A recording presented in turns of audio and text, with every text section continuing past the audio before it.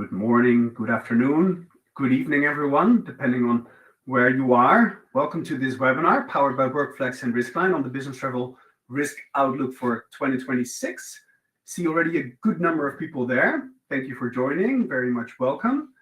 Give some other people another 20, 30 seconds to join before we start.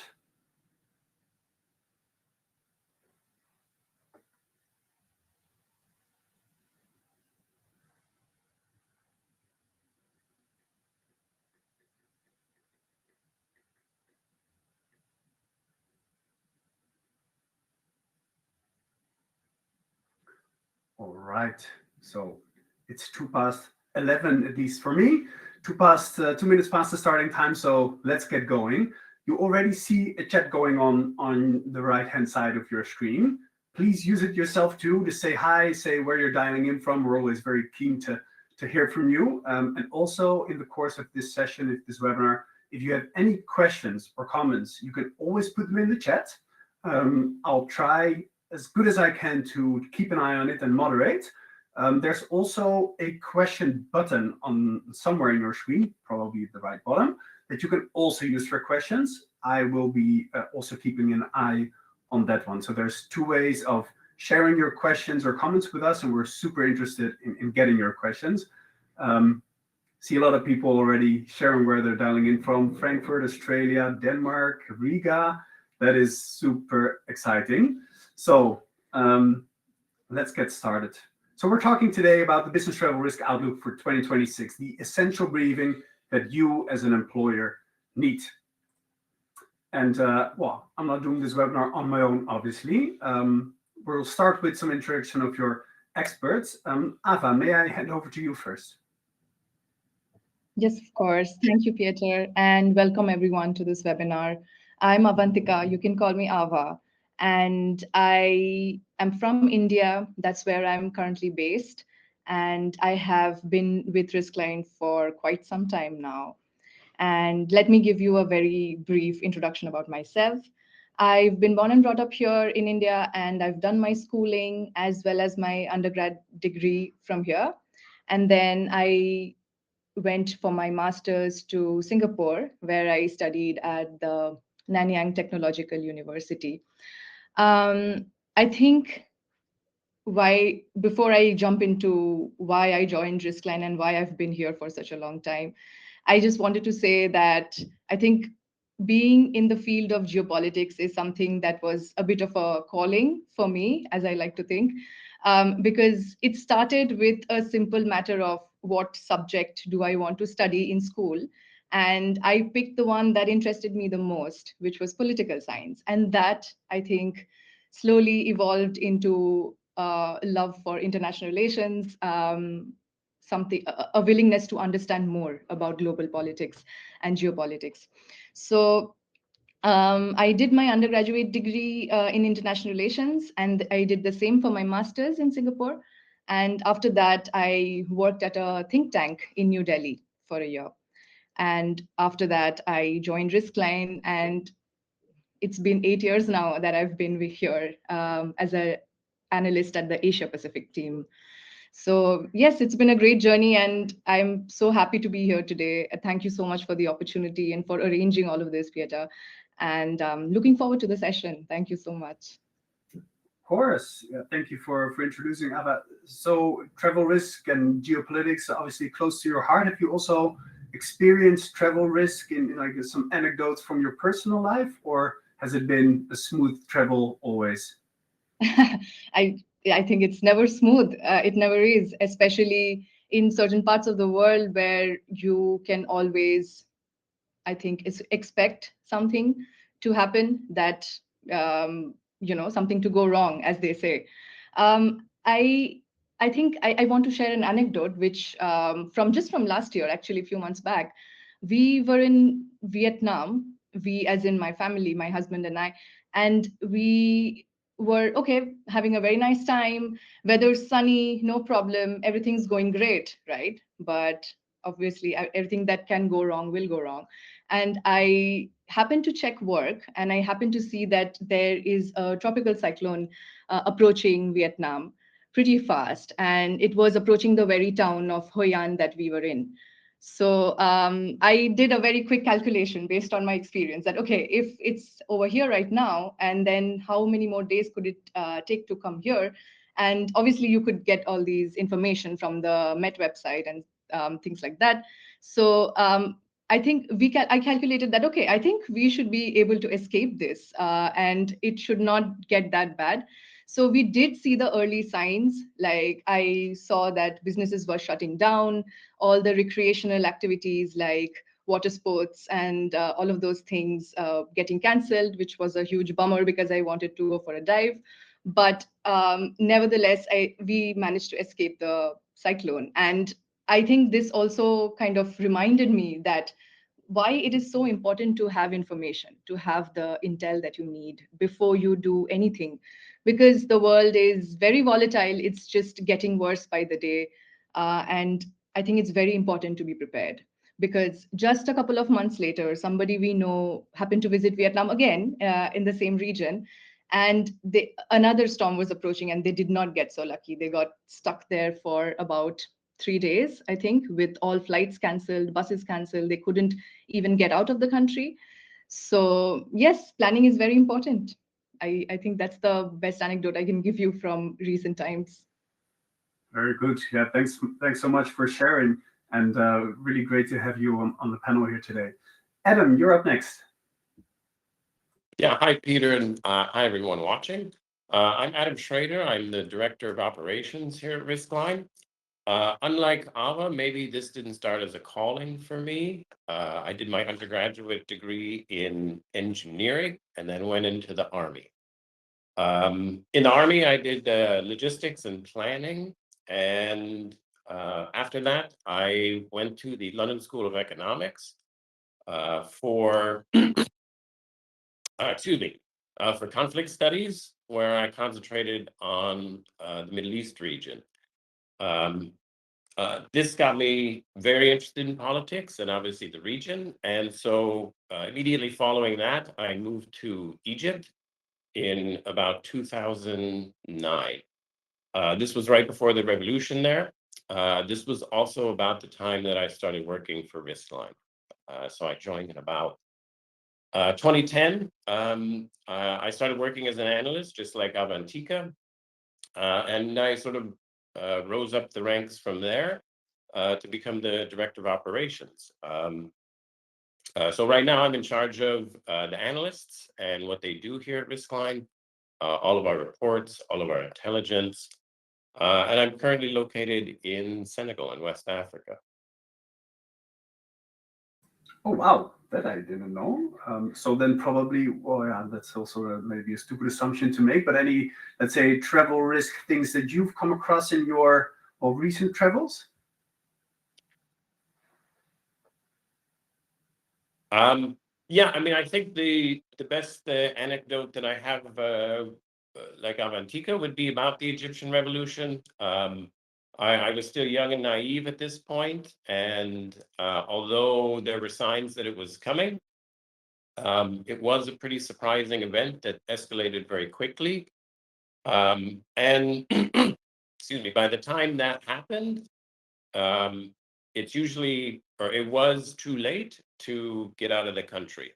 So I think this was an instructive event for me that underscores the idea that when a situation gets to the point where you're thinking about leaving the country or evacuating out, that everyone else is too, and usually that means it's too late. Oh, wow, that's a very interesting one. Thanks for sharing, and also for your warm welcome. Closing the round off, my name is Peter Monde. By far the most boring background here on the panel, because I'm only just a tax lawyer. I was good with numbers and I love the law. So yeah, that combination led me towards becoming a tax lawyer. Worked at PwC, PricewaterhouseCoopers for a pretty long time, in the Netherlands and in Germany, always supporting large employers with their employer compliance, mainly focusing on tax, but of course also, especially now at WorkFlex, focusing more on, let's say, other labor law related obligations too, one of which is obviously duty of care, which plays into business travel risk very, very much. I'm one of the co-founders here at WorkFlex. 4 years ago, we've started this building the global mobility compliance platform, and really happy and proud to partner with Riskline for our WorkFlex SOS solution. I myself travel with very young children, at least the last couple of years, so nothing too exciting, but maybe an interesting anecdote to share is that one of our colleagues, we are a very flexible company, he was going on a trip to Nepal recently to enjoy some vacation, but also just work from there when he wasn't walking up and down mountains. And he got stuck because of very heavy snowfall, and he actually was the first one that was evacuated under the name of the WorkFlex SOS solution out of the area back to, let's say, lower ground and safer grounds. So basically an example, Ava, just like you had, where we were too late. Sometimes, even if you are informed and prepared, you might be in places where you're already too late. And I think, Adam, that also plays into your example. Sometimes if you encounter danger, it's already too late, and it's really crisis management. So what we're going to do today is take you on a trip around the world and share with you, let's say, geopolitical risks, regulatory changes, and environmental threats that we envision for 2026 based on what we know today, what we've seen in 2025, some expectations. Hope that will be interesting, and we'll take you on that tour around the world. Again, if you have any questions, just put them in the chat. I see the chat was very lively. There was some troubleshooting going on. You can use the chat for questions and comments, and there's also a questions button if you prefer to use that one. Please go ahead. We are, of course, very big fans of hearing ourselves talk, but we're doing this one for you. So if you have any questions, then please share them, and I'll try to address them together with Ava and Adam as we go. Before we jump on the plane, the virtual plane, maybe first take a little bit of a step back. And well, Ava, you already said, well, we live in a very volatile world today. What are your thoughts on, let's say, the macro global perspective of business travel risk for the moment, Ava? Yes, thanks, Peter. Yes, like I said, we are going to go forward and then demonstrate some examples from each region. But I think generally speaking, what we do has a very, very real impact on a day-to-day basis on businesses and operations. With the frequently changing regulations in response to the threats that we see around the world, it is very important to keep up. Like I think the epitome of that was reached during COVID-19. I think very few of us saw that coming, or rather, very few of us saw that escalating to the levels that it did. Right. Before that, it was a completely different world. We did things differently. We did not expect airports and countries and everything across regions to completely shut down. We saw during COVID what kind of a world that could look like. And now we know that that is something that cannot be entirely ruled out depending on what is going on. Because, I mean, from the beginning, we have seen during COVID, we saw how countries initially were implementing minor health surveillance measures at airports. They were checking people at transport hubs, and that's what it was limited to for many months, because obviously nobody wants to shut down business operations completely. Nobody wants to stop traveling, and you cannot. And that's just how it's going to work, right? But we saw that after COVID, we thought that travel would die down, that people would not travel anymore. With the emergence of remote work and everything, we thought that the systems will change completely. And while the system has changed to a great extent, I think travel and business is something that will continue no matter what the situation is, right? So we are constantly updating ourselves. We are constantly looking at the evolving situations across the world. We are looking at regulations that can affect business operations. So for example, if there are two countries involved in a conflict and they suddenly decide that, okay, we are going to close our borders and we are going to not allow the other country to send their flights or people from across the border or even through the airspace. So that has a major impact on business operations, right? That is something that you have to be prepared for as a business owner or as somebody who is managing people who need to travel to other countries for their work and for employment. So that is the thing. The volatile world that we are seeing today, it has a huge impact on business and operations. And I think the best way forward is to be prepared for those things. Yeah, thank you. So if I'm saying, Adam, that we see the second and the third bullet here, that crisis escalation is happening faster than ever before. You look at Greenland, well, that one died down very quickly, but also in the Middle East around Iran and Venezuela. Also, traditionally safe destinations becoming unpredictable, looking at floodings in Spain or wildfires in Italy. Would you agree that on a, let's say, big strategic high level, indeed the world is more volatile than it was before? Yeah, Peter, I think I would agree with that statement. I think for most people, as they look around the world right now, they'll have a feeling that things are less safe and less secure than perhaps they were before that COVID era.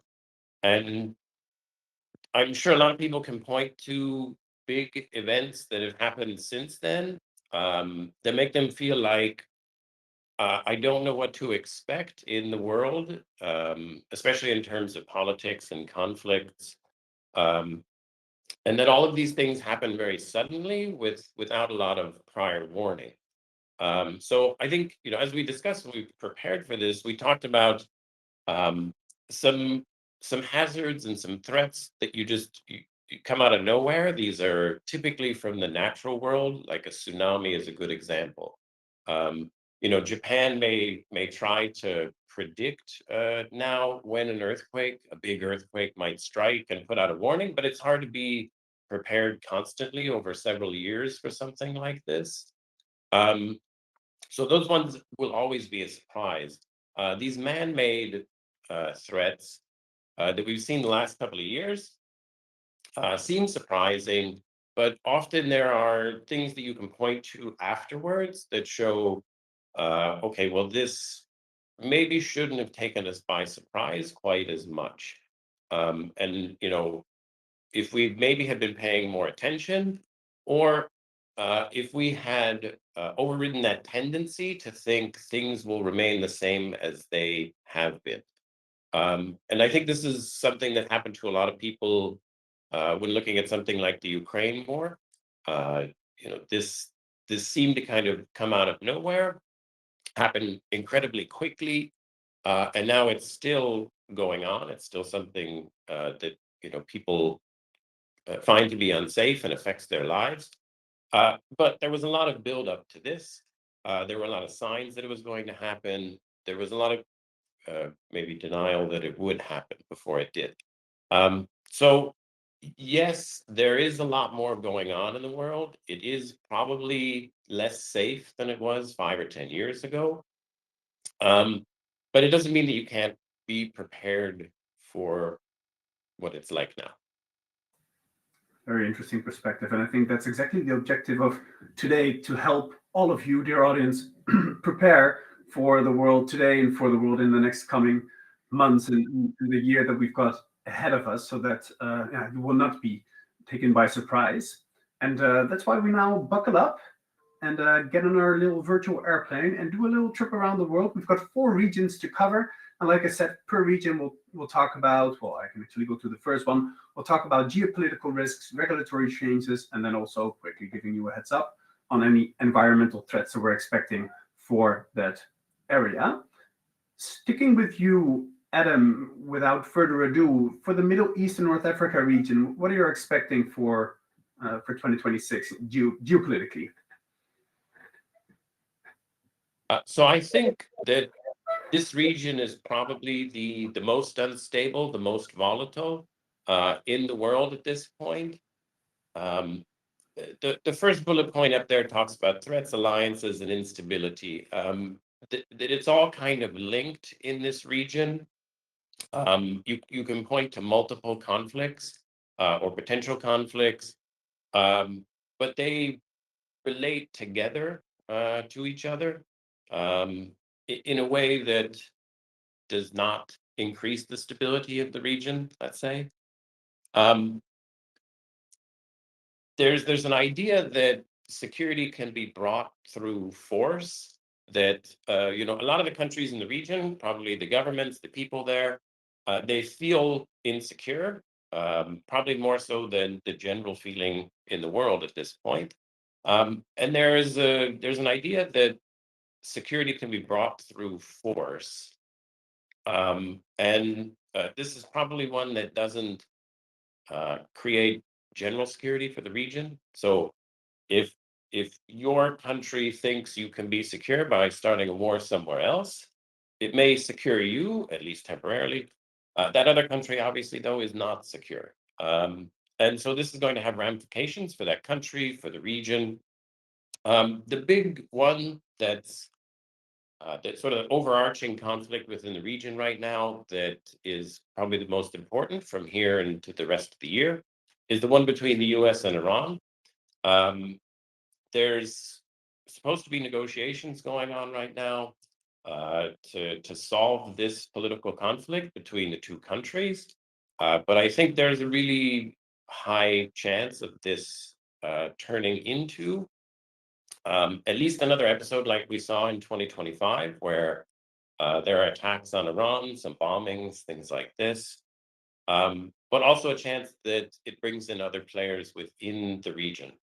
So if the US gets involved in Iran militarily, it's very likely to bring in Israel. This is likely to bring in, if Iran retaliates, as it did the last time, this could bring in other countries within the Gulf. And then obviously the countries that are in between are affected by what's going on there. So generally what we're seeing is like a misalignment of political goals between the US and Iran that hopefully can be resolved with talks, but it doesn't look very promising currently. There's a lot of military hardware in the region right now, and I think there is a tendency to use that once it's in place. If that conflict becomes more prolonged, this will be very detrimental to the region. The longer it goes on, the greater chance it has of bringing in other countries. And this in terms of like business travel or business continuity, this would be a disaster for that. Along the edges of the Middle East region, we're also seeing a lot of conflicts too. So not just this U.S. and Iran conflict in the center. There's a lot of conflicts around the periphery too. There's a war in Sudan. There's a conflict in Yemen. There's kind of political instability in Somalia. Ethiopia just had clashes restart in the Tigray region. Syria is not settled at this point. There's quite a lot going on in the region, and any one of these things can kind of intrude upon it and upon the region's security.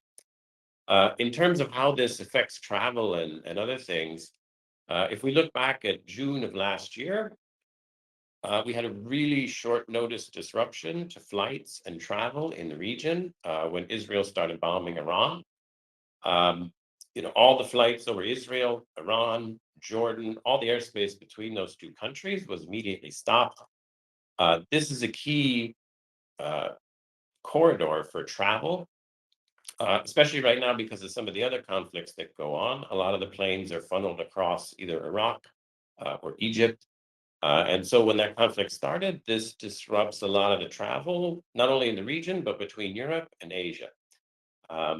And so obviously a prolonged conflict is going to have very wide repercussions for travel.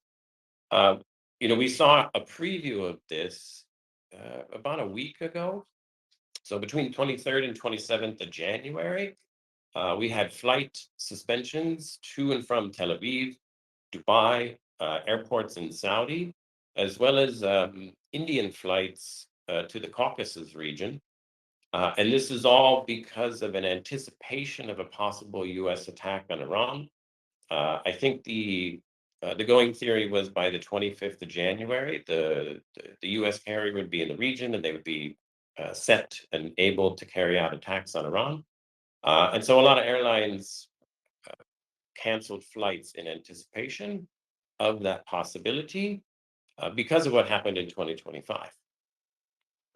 I think most of them started back up at this point because it didn't happen. But obviously, this can be a recurring thing. Every time tensions are heightened, you may see airlines cutting flights in anticipation before an actual conflict could happen, in which case countries would absolutely close their airspace and travel would not be possible. In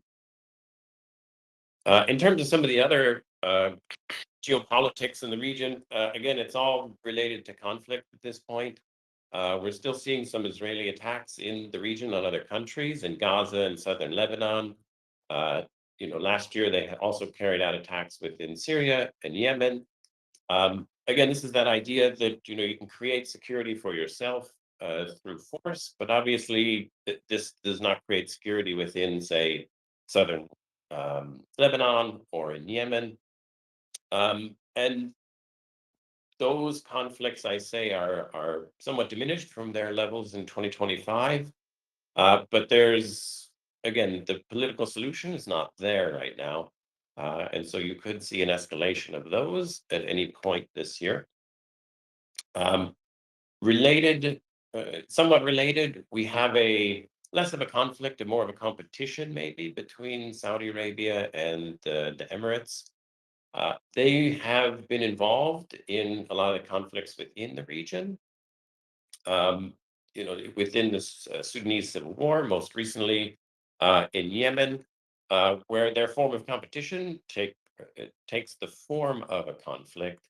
And it's just a bit destabilizing for the region. So in the event that a US-Iran conflict becomes prolonged, should one of those actors become involved in some way, perhaps Iran targets them, you may start to see countries take sides in that larger conflict, which would bring in some of these proxy conflicts that they're involved in as people line up to take one side or the other, or in reaction to how they're brought into the conflict.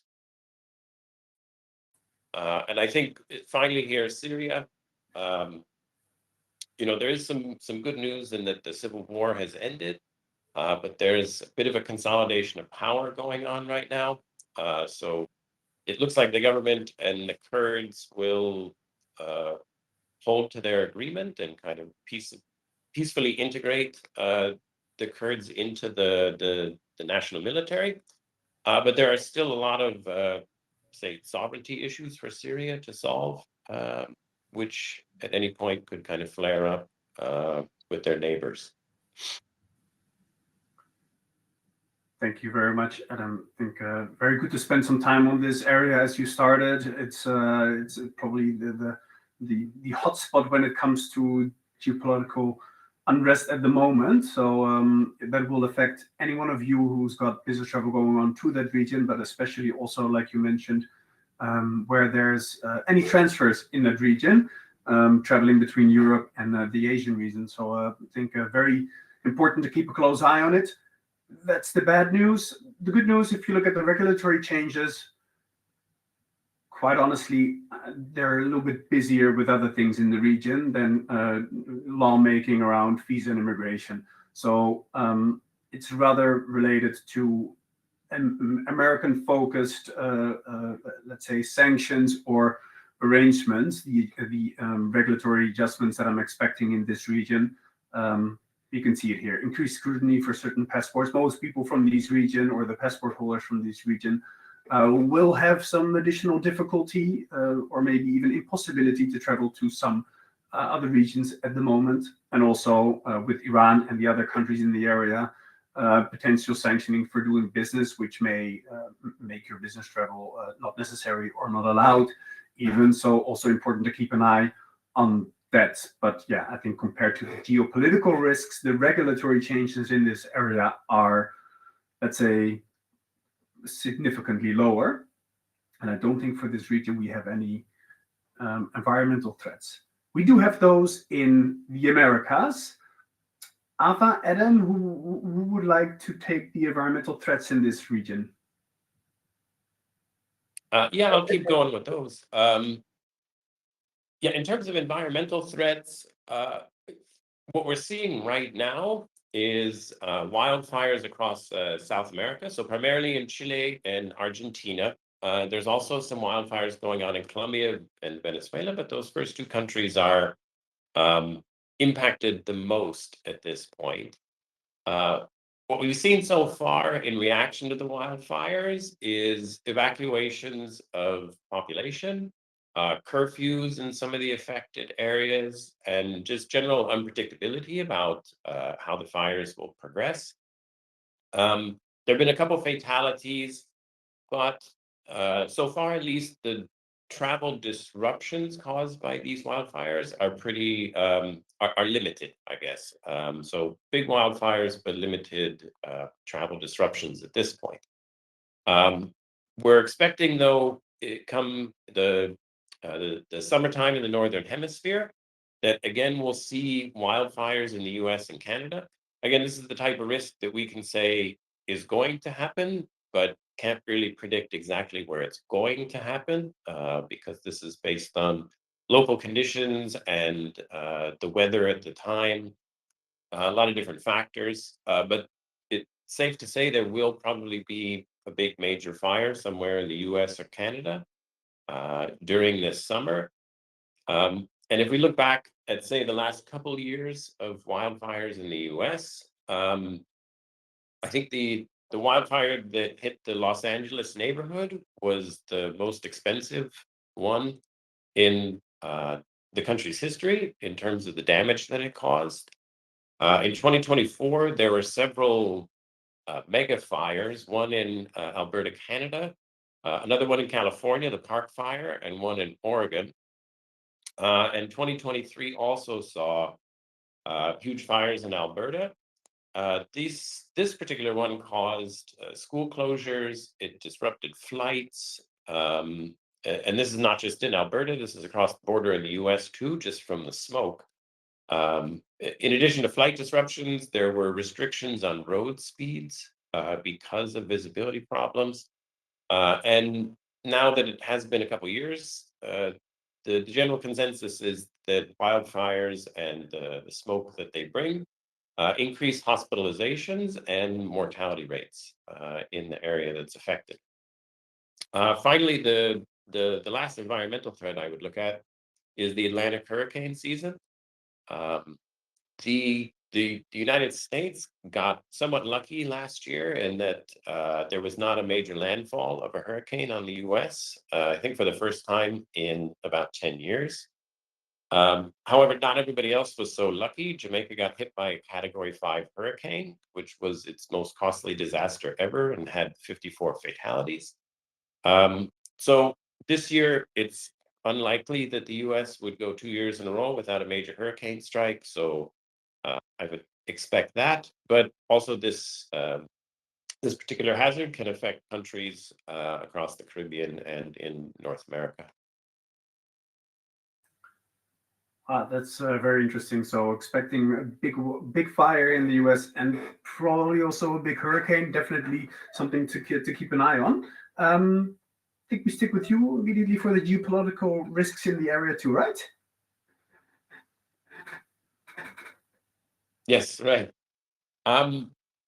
Again, in terms of geopolitics, I guess the headline story here is US involvement in the region. The US focus is back in the Western Hemisphere in a way that it wasn't in the last couple of years. And I think what we're seeing is a shift in US military operations from the Eastern Caribbean region to the Eastern Pacific. So this would be the region from Mexico down into South America. This is related to drug trafficking, but also politics and ideology as well. So we've already seen, I think, 2 military strikes on suspected drug trafficking boats in the Pacific off the coast of Mexico. Quite far off the coast, I think 800 kilometers, so not exactly something that's going to be noticed within Mexico. But there is a possibility of, say, U.S. military operations on the ground somewhere. This is kind of a threat that's been thrown around at this point. It seems like something that is not very likely, but I guess it can't be discounted totally. That's something that can happen in Mexico. It could happen in Colombia. It could happen for drug trafficking, but also geopolitical reasons. So in a place like Nicaragua or Cuba, where the threat to the U.S. is more political than it is about drug trafficking. Also in the U.S. this year, they have a very big summer coming up. So it's the 250th anniversary of the country. And there's the World Cup as well, both of which are happening around July. These are big international events. They'll have a lot of focus on them, which means that they're probably going to get threats from someone. So having an international event like that draws crowds. It draws threats as well. There's a lot of important elections coming up this year. In the past year, we saw a lot of Latin American countries swing to the right. Costa Rica, Bolivia, Chile, Honduras, all kind of move to the right in their elections. There's a lot of things going on there. Some of it may be as a reaction to US politics as well. So in the elections coming up this year, we have Peru, Colombia, and Brazil. Peru in April. It looks like the conservative candidate is in the lead at this point. Colombia in May. Petro is not allowed to run again. He's prevented from running for another term. And so his kind of replacement looks like he'll be in the lead there. So a candidate on the left.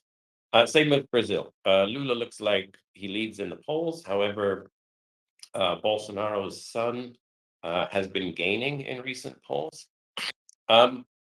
The reason these elections are important is because depending on which way they fall, they may draw increased scrutiny from the US based on their politics after the election or potentially before.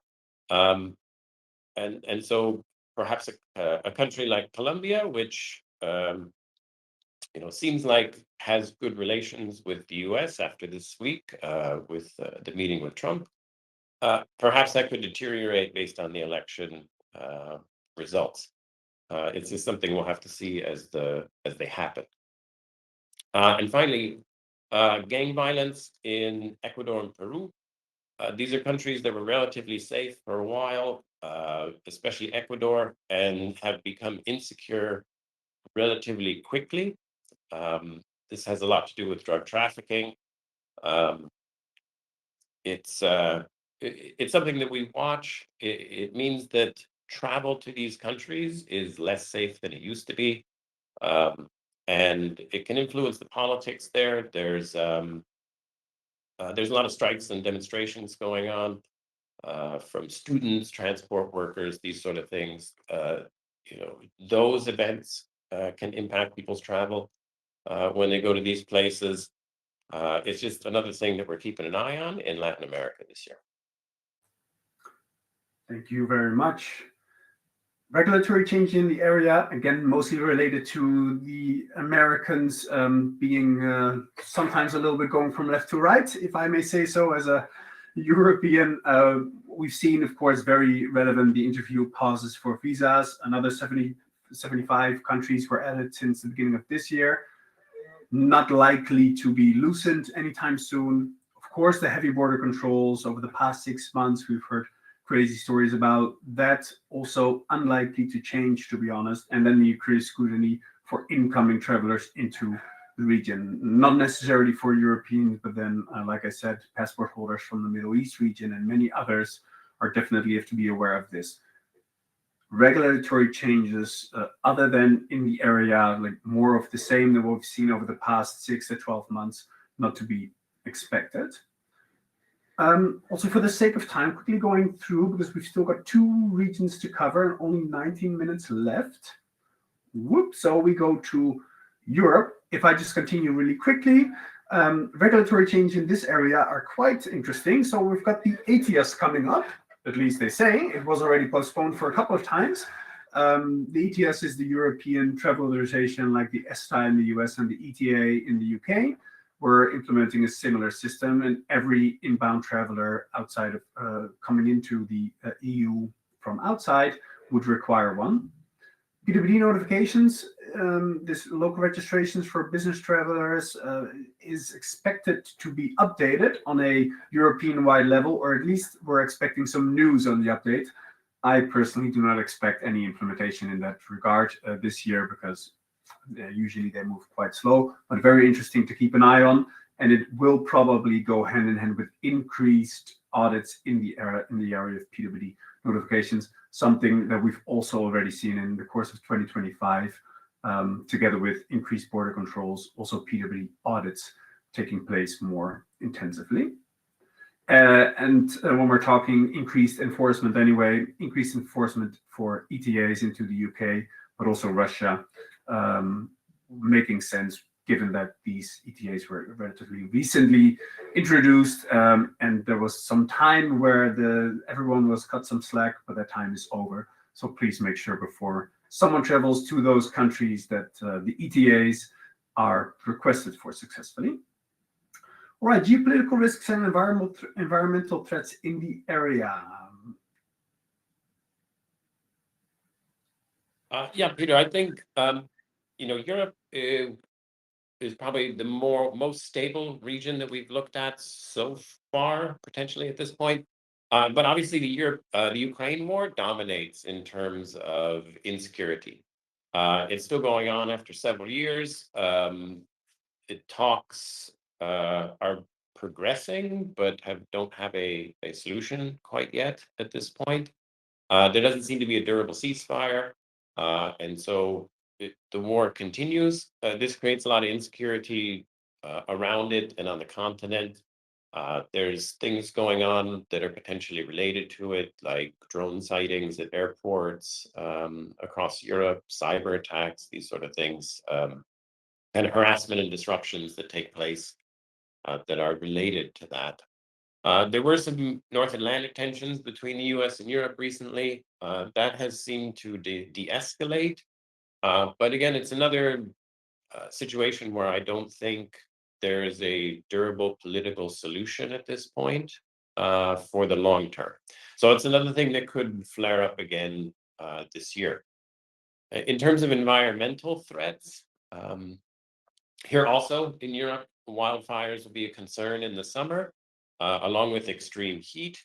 I think I saw an estimate that the 2025 heat wave across Europe produced 24,000 fatalities related to that. So heat can be a huge problem, especially for the elderly and people that are unhoused.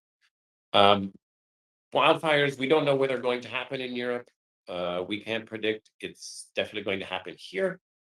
But we can say generally that Southern European countries, from Spain all the way across to Greece and Turkey, are the most likely to be affected. And in the last couple of years, we've seen at least one big fire that requires evacuations. Probably the worst example was in 2023 in Greece, when they had to evacuate tourists off the island of Rhodes.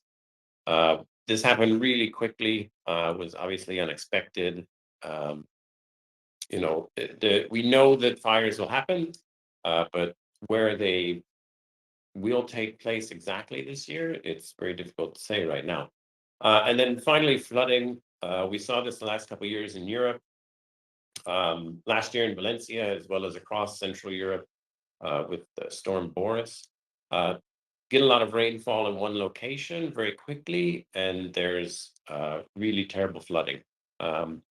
This can be dangerous for people. It obviously has very bad effects for transport and getting around as well. Very good. Thank you very much. Indeed, extreme nature. I think the trend is not our friend in Europe. So that's probably very important to keep in mind when your people are traveling to like into the region or around the region in the next couple of months, and especially around summer. Right, Asia Pacific. Ava, you probably take geo and environmental at one time, right? Yes, that's right. Yeah. So many things to look at, but I have tried to keep it limited to a few case studies that we can quickly go through. So we've seen a lot of movement, turmoil, rapid escalations within the region in the past year or so. And something that came to my mind while reassessing what happened and what we can expect going forward in 2026 is that I saw a pattern of everything being interconnected. A single type of threat can easily evolve into another kind, and we must learn to anticipate them. So, as we will see in some case studies later on, a simple anti-government protest, which has its own impact, albeit very low level, it can escalate into violence under tense circumstances, right? And it can work like a domino effect, and then it can lead to severe insecurity. So from a simple protest, you can go to mass unrest really fast. And from there, you could even go to the extent of toppling a government, which we have actually seen in the region in the past couple of years. So the first thing that I want to bring up is the deteriorating relationship between China and Japan. So the tensions have recently escalated following the Japanese Prime Minister's comments about a possible Japanese military involvement in case China attacked Taiwan.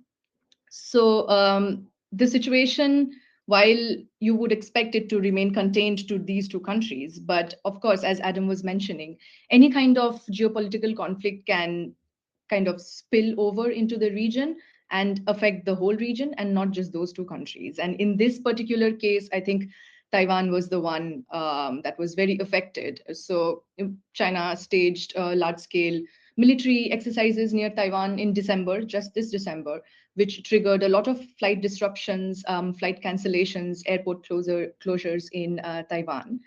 And Taiwan also conducts their own military exercises for this very purpose, right? So these can include evacuation drills, traffic controls, and the worst thing is that if you do not comply with these official directives of following orders of evacuations, you could be heavily fined. Okay, so this is something that you need to be very aware of while you're in the country.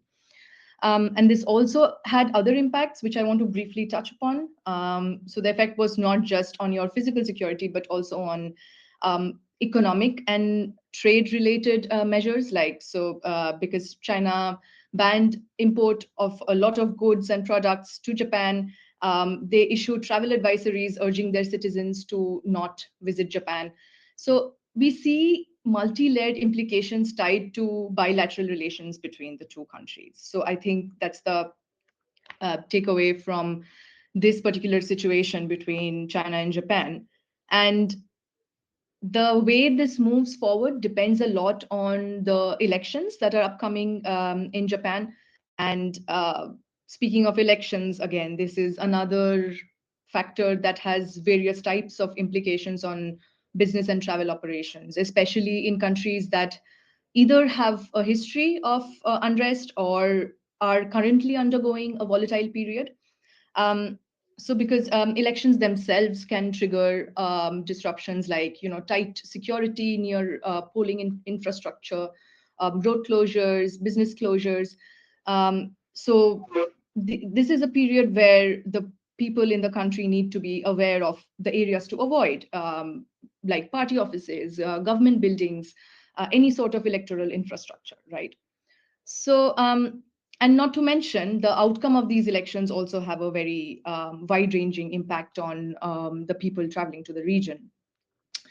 In the case of Japan, I think a very brief background about what we can expect from the elections is that the current ruling party, which is the LDP, is projected to win majority, win a landslide victory, which we can translate into something like, okay, so if the prime minister is going to stay in power in Japan, that possibly means that the China-Japan tensions are going to continue, right?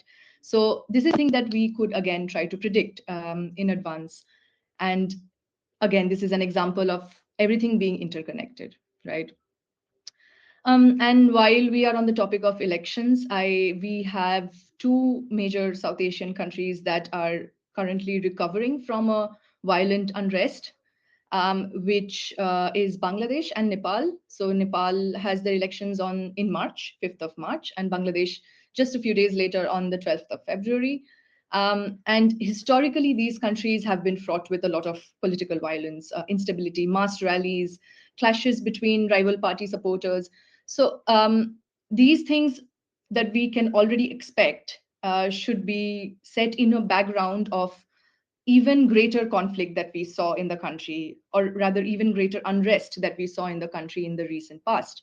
Um, with Bangladesh, we saw anti-government protests that started in 2024 when the previous government, which was ruling for a very long time, they were overthrown by the youth activists. And this is another trend that we have observed in the region, where these old, bigger parties who have been there historically, and they are the ones who have, formed government for a very long time, repeatedly, and they have these old politicians, and they are now being countered and questioned by younger people who are participating more and more in politics, and they have a different voter base. They are the youth coming into the scene, forming smaller parties on their own, which might not be as populated and as the bigger parties, but they do have a lot of impact on the voter base.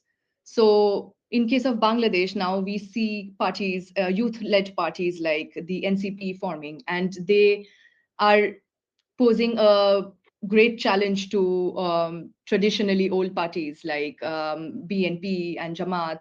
And so now, and the similar situation is observed in Nepal as well, because it's like the youth are probably feeling that they need a complete overhaul of the system. It's a bit of a dismantling of the system to build something new. And this is what I would like to refer to when I talk about great instability, but because these are not just minor changes, these are not just a matter of some anti-government protests happening. This is a matter of entire governments being removed, and in the process leading to thousands of fatalities and injuries, and severe disruption of businesses in those particular countries.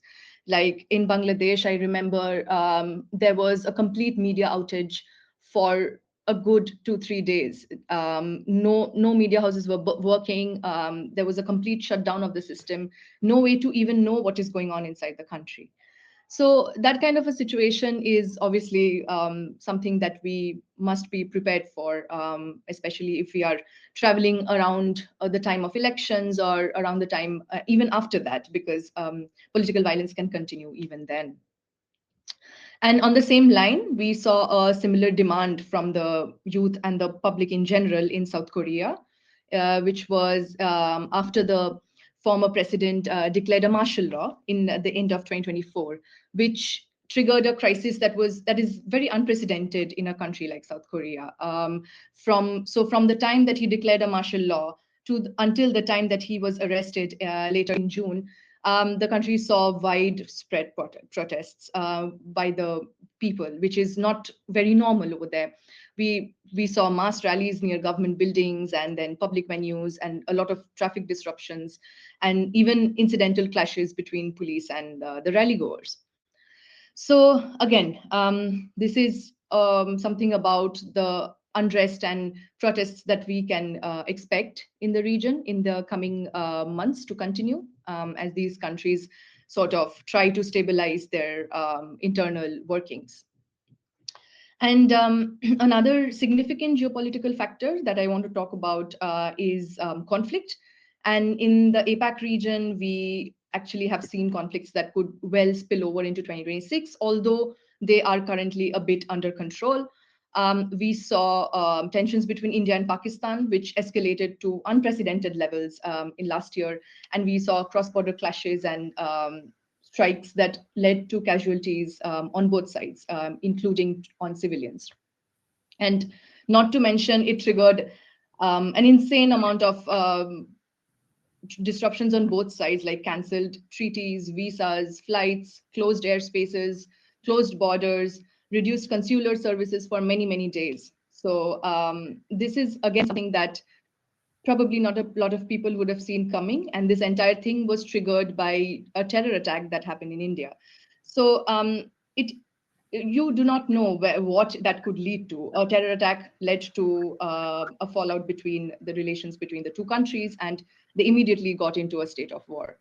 And something similar is currently also happening between Thailand and Cambodia, where they are engaged in a dispute regarding the border areas.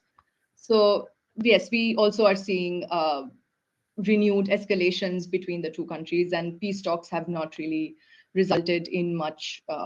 It hasn't yielded much yet.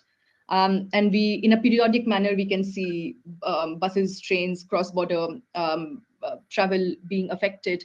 We see airspaces being closed. And this is not so easy to predict, because that escalation can come at any point. And the one country would blame it on the other. So, and with places like Thailand being a country that's very heavy on tourism and travel and business operations, this is something that we have to definitely keep in mind in the coming year. Thanks, Ava. Also looking at the time, 2 minutes left. So I think Adam already talked about cyclones, heat waves, and wildfires a little bit, but I think probably the audience has also read something about the Nipah fears. Can you share 1 minute with us what we have to take into account for the next 12 months for Nipah fears?